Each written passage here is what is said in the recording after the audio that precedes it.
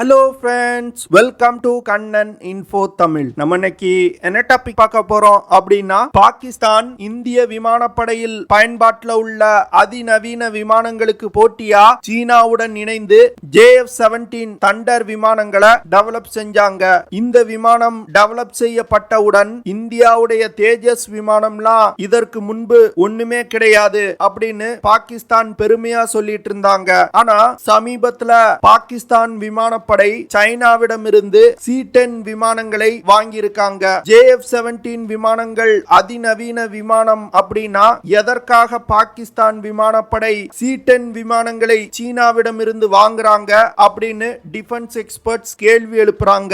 பாகிஸ்தான் சொல்வது போன்று JF-17 விமானம் அதிநவீன விமானம் அப்படின்னா எதற்காக JF-17 விமானங்களை விட்டுட்டு சீனாவுடைய C-10 விமானங்களை வாங்க போறாங்க? உண்மையிலே JF-17 விமானத்துல என்ன பிரச்சனை அப்படிங்கிறது குறித்து நம்ம டீடைலா இந்த வீடியோல பார்க்கலாம். நம்ம சேனலை நிறைய நண்பர்கள் சப்ஸ்கிரைப் பண்ணாம பார்த்துட்டு இருக்கீங்க. தயவு செஞ்சு நம்ம சேனலை சப்ஸ்கிரைப் பண்ணிக்கங்க. நீங்க பண்ற ஒவ்வொரு சப்ஸ்கிரிப்ஷனும் எனக்கு அடுத்தடுத்த வீடியோஸ் போடுறதுக்கு ஒரு மோட்டிவேஷனா இருக்கும். பாகிஸ்தான் இந்திய விமானப்படையில் பயன்பாட்டில் உள்ள Su-30 MKI விமானம், Mi-29, மிராஜ் 2000 போன்ற அதிநவீன விமானங்களுக்கு போட்டியா சீனாவுடன் இணைந்து ஒரு low cost light weight all weather multi role fighter ஜெட்டை உருவாக்க முயற்சி செய்து JF-17 தண்டர் விமானங்களை டெவலப் செஞ்சிருக்காங்க.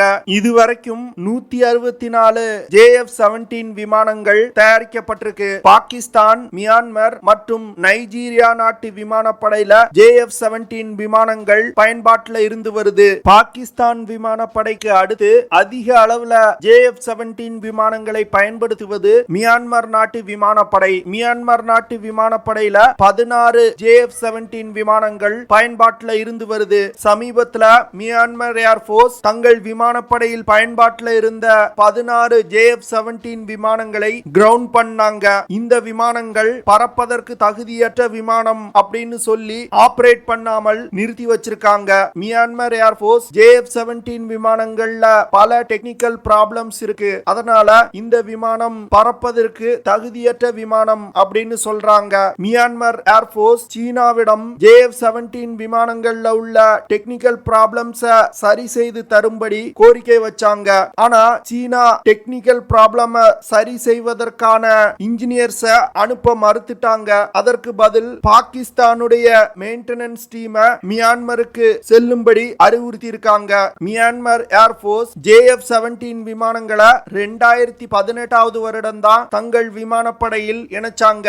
வெறும் 4 வருடங்கள்ல இந்த விமானம் பறப்பதற்கு தகுதியற்ற விமானமாயிருக்கு. நைஜீரியா விமானப்படையில் உள்ள பெரும்பாலான JF-17 விமானங்களும் கிரவுண்ட் செய்யப்பட்டிருக்கு. முதல்ல JF-17 விமானத்தோட கான்ஃபிகரேஷனை பார்க்கலாம். அடுத்து இந்த விமானத்துல என்ன பிரச்சனை அப்படிங்கறத பத்தி பார்க்கலாம். JF-17 விமானத்தை பாகிஸ்தான் ஏரோநாட்டிக்கல் காம்ப்ளெக்ஸ் மற்றும் செங்டு ஏர்கிராஃப்ட் இண்டஸ்ட்ரியல் குரூப் அப்படிங்கிற 2 நிறுவனங்களும் இணைந்து உருவாக்கி இருக்காங்க.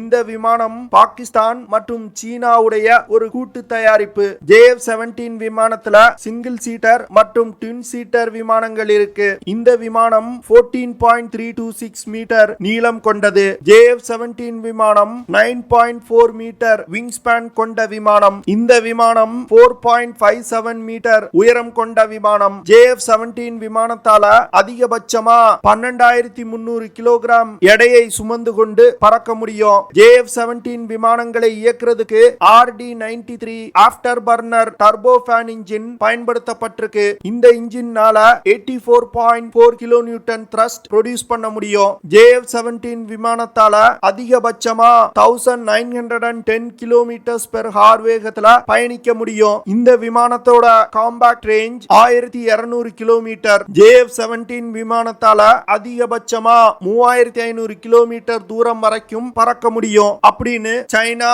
மற்றும் பாகிஸ்தான் சொல்றாங்க. இப்போ உண்மையிலே இந்த விமானத்துல என்ன ப்ராப்ளம் அப்படிங்கறத பத்தி பார்க்கலாம். ஒரு மாடர்ன் ஃபைட்டர் ஜெட் விமானத்துல பயன்படுத்தப்படும் ஏரோநாட்டிக்கல் சிஸ்டம்ஸ், ஆயுதங்கள் மற்றும் இன்ஜின், இந்த 3 விஷயங்களை வச்சுதான் விமானத்தோட செயல்திறன் என்ன அப்படிங்கறத ஜட்ஜ் பண்ணுவாங்க. ஆனா பாகிஸ்தானுடைய JF-17 விமானம் இந்த 3 விஷயங்கள்லயுமே ரொம்ப மோசமா பெர்ஃபார்ம் பண்ணுது. குறிப்பா சொல்லணும் அப்படின்னா JF-17 விமானத்துல லிங்க் 17 டேட்டா லிங்க் பயன்படுத்தப்படுது. இந்த டேட்டா லிங்க் ஒரு அன்ரிலையபிள் டேட்டா லிங்கா இருக்கு. இந்த டேட்டா லிங்கை பயன்படுத்தி அதிக அளவிலான டேட்டாக்களை டிரான்ஸ்பர் செய்ய முடியல. அது மட்டும் இல்லாம பாகிஸ்தான் விமானப்படையில பயன்பாட்டில் உள்ள JF-17 குறைவான டேட்டா டிரான்ஸ்பர் ரேட் இருக்கிறதுனால இந்த டேட்டா லிங்கை பயன்படுத்தி பாகிஸ்தான் விமானப்படையில் பயன்பாட்டில் உள்ள F-16 போன்ற மற்ற விமானங்களுடன் இன்டர்லிங்க் செய்ய முடியல. இது ஒரு மிகப்பெரிய பின்னடைவா பார்க்கப்படுது. அடுத்து JF-17 விமானத்துல ஒரு எஃபெக்டிவான பியாண்ட் விஷுவல் ரேஞ்ச் ரடார் கிடையாது. JF-17 விமானத்துல KLJ-7 அப்படிங்கிற பியாண்ட் விஷுவல் ரேஞ்ச் ரடார் பயன்படுத்தப்பட்டு வருது. ரடார் பயன்பாட்டுக்கு வந்ததுல இருந்து பல பிரச்சனைகள் இந்த ரடார்ல வந்திருக்கு. அது மட்டும் இல்லாம இந்த ரடார்களை மெயின்டைன் செய்வதிலையும் பல ப்ராப்ளம்ஸ் இருக்கு. JF-17 விமானத்தோட வெப்பன் கண்ட்ரோல் கம்ப்யூட்டர்லயும் பல பிரச்சனைகள் இருக்கு. இந்த வெப்பன் கண்ட்ரோல் கம்ப்யூட்டர்ல இருக்கக்கூடிய ப்ராப்ளம்ஸ் காரணமா காம்பேக்ட் எக்ஸசைஸின் போது JF-17 விமானங்கள்ல இருந்து ஏவப்பட்ட ஏர் டு ஏர் மிசைல்கள் டார்கெட்ஸை சரியா சென்று தாக்கவில்லை. வெப்பன் கண்ட்ரோல் கம்ப்யூட்டர் ஒரு விமானத்துல சரியில்லை அப்படின்னா அந்த விமானத்துல இருந்து ஏவப்படும் மிசைல்ஸ், பாம்ஸ் போன்ற எந்த ஒரு ஆயுதமும் சரியா செயல்படாது. JF-17 விமானத்துல ஒரு 23mm GSH-23-2 twin barrel Canon பயன்படுத்தப்பட்டிருக்கு. இந்த கேனன்லயும் பல பிரச்சனைகள் இருக்கு. குறிப்பா சொல்லணும் அப்படின்னா ஃபயர் பண்ணும்போது இந்த கேனன்ல ஏர் ஜாமிங் ப்ராப்ளம் வருது. இதனால இந்த ட்வின் பேரல் கேனனும் பயனற்றதுதான். பாகிஸ்தான் JF-17 விமானங்களை டெவலப் செய்யும் பொழுது இந்த விமானத்துல அதிநவீன ஐரோப்பிய நாடுகளால் தயாரிக்கப்பட்ட மிசைல்களை இணைக்கணும் அப்படின்னு திட்டமிட்டு இருந்தாங்க.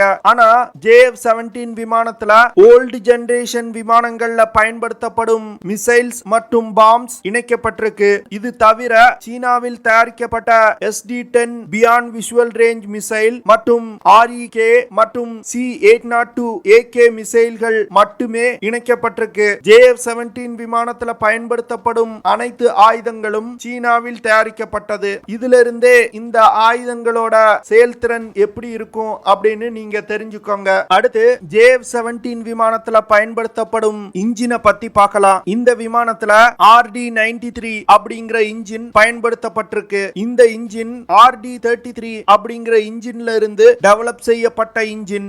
RD-93 மிகவும் விலை குறைவான, தரம் குறைந்த ஒரு இன்ஜின். இந்த இன்ஜினை பெரும்பாலான நாடுகள் பயனற்ற இன்ஜின் அப்படின்னு ஒதுக்கி வச்சிருக்காங்க. RD-93 இன்ஜினோட முக்கியமான டிராபேக், இந்த இன்ஜினை இயக்கும் பொழுது ஒரு கரும் புகை வெளியேறுது. இந்த புகை பல கிலோமீட்டர் தூரத்துல இருக்கும் பொழுதும் தெளிவா தெரியுது. இதனால ஒரு யுத்த நேரத்துல எதிரிகளின் கண்ணில் இந்த விமானம் ஈஸியா அகப்படும். அது மட்டும் இல்லாம இந்த RD-93 இன்ஜின் பல முறை இயங்கும் பொழுது ஃபெயிலியர் ஆயிருக்கு. பாகிஸ்தான் சீனாவிடம் இந்த RD-93 இன்ஜினோட மோசமான செயல்திறன் குறித்து பல முறை கம்ப்ளைண்ட் பண்ணிட்டாங்க. ஆனா சீனா இதை சரி செய்வதற்கு எந்த ஒரு முயற்சியும் எடுக்கல. அது மட்டும் இல்லாம இப்போ சமீபத்தில் நடந்து வரும் ரஷ்யா உக்ரைன் போர் காரணமா இந்த இன்ஜினுக்கு தேவையான ஸ்பேர் பார்ட்ஸ் கிடைப்பதுல பிரச்சனை ஏற்பட்டிருக்கு. அடுத்து JF-17 விமானத்தோட ஃப்ரண்ட் லேண்டிங் கியர் விமானம் தரையிறங்கும் பொழுதும் மேலெழும்பும் பொழுதும் அதிகமா வைப்ரேட் ஆகுது. இதன் காரணமா விமானத்துல அதிகமான வைப்ரேஷன் ஏற்படுது. அது மட்டும் இல்லாம JF-17 விமானங்கள் தொடர்ந்து இயக்கப்படும் பொழுது விமானத்துல பல இடங்கள்ல கிராக் ஏற்படுது. இது எதை குறிக்குது அப்படின்னா குவாலிட்டி குறைவான மெட்டீரியல்களை கொண்டு இந்த விமானம் தயாரிக்கப்பட்டிருக்கு அப்படிங்கிறது தெளிவா தெரியுது. JF-17 ப்ராஜெக்ட் ஸ்டார்ட் செய்யும் பொழுது பாகிஸ்தான் ஏரோநாட்டிக்கல் காம்ப்ளெக்ஸுக்கு இந்த விமானத்தோட 58% ஷேர் கொடுக்கப்படும் அப்படின்னு சொல்லப்பட்டது. ஆனா தற்போதைய நிலைமையை பார்த்தா மிகவும் குறைவான பாகங்கள் மட்டுமே பாகிஸ்தான்ல தயாரிக்கப்படுது. மற்ற அனைத்து பாகங்களுமே சீனாவில் செய்யப்பட்டு பாகிஸ்தான்ல அசம்பிளி மட்டுமே செய்யப்படுது. சீனாவில் தயாரிக்கப்படும் ஸ்பேர் பார்ட்ஸ் எவ்வளவு தரம் உள்ளது அப்படின்னு எல்லாருக்குமே தெரியும். இதன் காரணமா பாகிஸ்தான் விமானப்படையில பயன்பாட்டில் உள்ள 40% JF-17 விமானங்கள் பறப்பதற்கு தகுதியற்ற விமானம் அப்படின்னு கிரவுண்ட் செய்யப்பட்டிருக்கு. இதன் காரணமா பாகிஸ்தான் விமானப்படையில் பறப்பதற்கு தகுதியான காலியான விமானங்களின் எண்ணிக்கை வெகுவா குறைஞ்சிருக்கு. இதை சரி செய்வதற்காக தான் சீனாவிடம் இருந்து J-10 விமானங்களை பாகிஸ்தான் வாங்கியிருக்காங்க. சீனாவின் ஒரு J-10 விமானத்தின் விலை 25 மில்லியன் அமெரிக்க டாலர். இப்போ பாகிஸ்தான்ல நிலவக்கூடிய மோசமான எக்கனாமிக் ப்ராப்ளம் காரணமா பாகிஸ்தானுடைய ரூபாயின் மதிப்பு 30% குறைஞ்சிருக்கு. இதன் காரணமா இந்த விமானங்களுக்கு அதிகமான தொகை பாகிஸ்தான் செலுத்த வேண்டியது இருக்கும். பாகிஸ்தானுக்கு J-17 விமானத்தோட ஸ்பேர் பார்ட்ஸ சீனா அதிக விலைக்கு விற்பனை செய்றாங்க. இதன் காரணமா சீனாவின் கடன் வலையில பாகிஸ்தான் சிக்கி தவிக்கிறாங்க. உலகத்திலே எந்த ஒரு நாடாது ஒரு 3.5 ஜெனரேஷன் விமானத்தை 3 பில்லியன் அமெரிக்க டாலர் கொடுத்து வாங்குவாங்களா? இது போன்ற அதிபுத்திசாலித்தனமான செயல்கள் எல்லாம் பாகிஸ்தானால் மட்டுமே செய்ய முடியும். JF-17 விமானத்தை வைத்து பாகிஸ்தானை சீனா ஏமாத்திருக்காங்க அப்படின்னு தான் சொல்லணும். ஓகே ஃப்ரெண்ட்ஸ், நம்ம வீடியோவோட நிறைவு பகுதிக்கு வந்துட்டோம். இதெல்லாம் தான் நான் உங்ககிட்ட ஷேர் பண்ணணும் அப்படின்னு நினைச்ச விஷயங்கள். ஐ ஹோப் நான் ஷேர் பண்ண விஷயங்கள் உங்களுக்கு பிடிச்சிருக்கும்னு நினைக்கிறேன். அப்படி பிடிச்சிருந்துச்சுன்னா ஷேர் பண்ணுங்க, லைக் பண்ணுங்க, கமெண்ட் பண்ணுங்க. மறக்காம நம்ம சேனலுக்கு சப்ஸ்கிரைப் பண்ணுங்க. அப்படியே அந்த பெல் நோட்டிபிகேஷனை கிளிக் பண்ணி ஆல்ங்கிற ஆப்ஷனை எனேபிள் பண்ணிக்கங்க. See you in the next video. Jai Hind.